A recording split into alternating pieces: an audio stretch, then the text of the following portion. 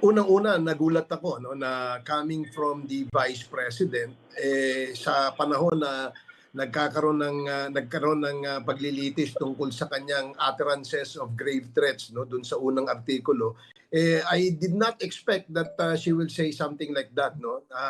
Parang kinumpirma niya na meron siyang kilalang gunman at alam din niya yung presyo no, yung nakakagulat diyan no.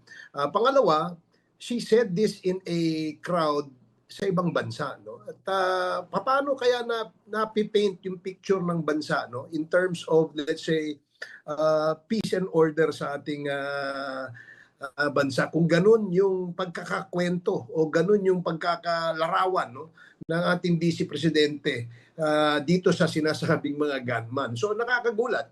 Ako'y hindi ko ina-expect na kakatapos lamang nung Article 4, yung grave threats, meron palang ganito no.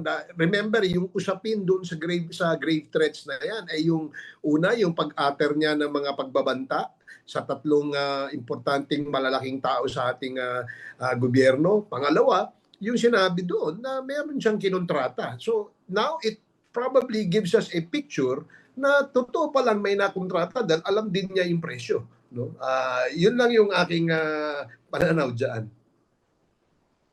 Okay, last follow-up na lang po. So naniniwala kayo kung Ace na sa mga ganyang rally na pinupuntahan ng Vice Presidente sa ibang bansa, nadudungisan po yung imahe ng Pilipinas? At ano po kaya pwedeng gawin doon?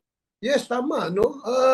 Unang-una, kung ikaw ay nasa isang bansa, you should be an ambassador of one, goodwill, ambassador of your country. Two, dapat kinikwento mo kung ano yung maganda rito. Kasi nga, nag-iengganyo tayo ng mga mamumuhunan dito sa ating bansa. Nag-iengganyo rin tayo ng mga turista. Now, how do we now expect the positive response ng mga taong nakakadinig niyan, no?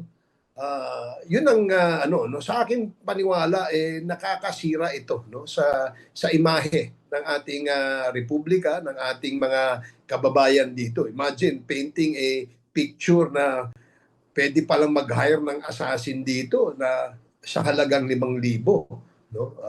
So yan ang sa aking pananaw negative yung dating niyan sa ating bansa.